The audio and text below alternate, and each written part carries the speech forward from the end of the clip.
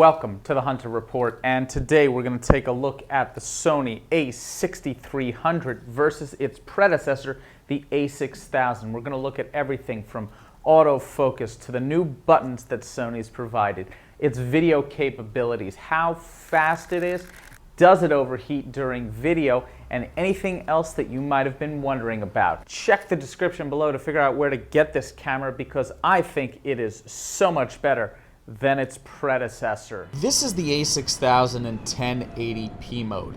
Let's go ahead and crop into the video using our editor just to see how much we can stretch the image. Now let's switch over to the Sony a6300 in 4K mode.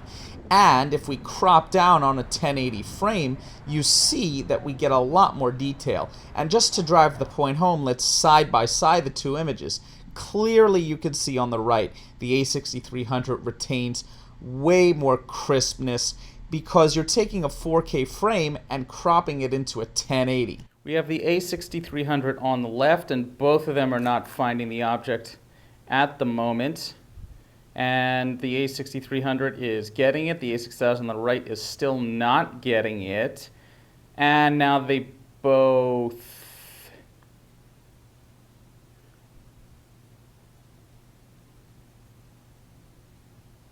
are getting it. Oh, a6000 is distracted again. And now they're both getting it. Notice how the autofocus points are smaller on the left with the a6300, and that's because it has 399 as opposed to the 179 of the a6000. And again, you can see right now that the a6300 is just holding the object better. Let's put the rubber to the road and do an actual shootout between the two cameras. Over many hundreds of photos, the a6000 had a 21% miss rate, whereas the a6300 performed better with only a 12% miss rate. Using the exact same lens on both cameras, I performed an ISO test. As you can see right here, the a6000 on the left is showing grain, and this trend only continues as we bring the ISO up. Clearly, the a6300 has better low light performance. Furthermore, the a6300 allows you to go 3 stops further, all the way to 25.6. The a6300 adds a auto exposure, manual focus, autofocus button.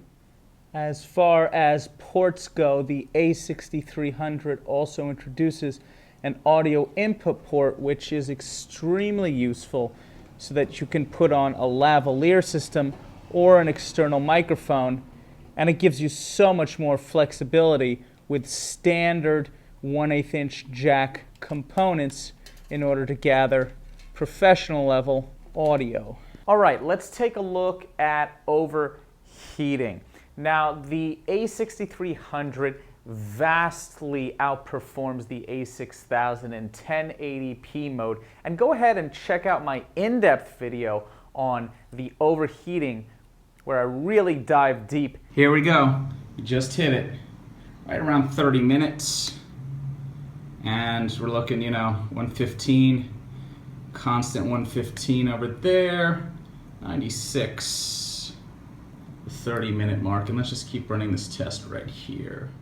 Holding pretty steady at 100, after an hour. So let's just call the test here. All right, you're able to see that in 1080 mode, the a6300 vastly outperformed the a6000. Improvements include the XAVC SHD format, which lets you go all the way up to 120p at 100 megs, as well as 4K recording in 30 and 24p with other quality options. Other improvements include completely silent shooting mode. All right, so Sony has improved on the a6000 in so many areas. The autofocus button right here, super handy to have. The fact that it's changed the dials up here to have memory recall mode, super handy. Silent shooting is awesome. 4K video, even though it does overheat, gives you an extra capability. And yes, the a6300 is almost $400 to $500 more than the a6000. But guess what? I would say, oh yeah, the audio jack right here. If you're looking to get into photography, if you're looking to get into videography, this is a great starter camera because it's really all about the lenses. And you want a good camera so you can actually put more of your money into the lenses so that eventually you can move up to a full frame camera.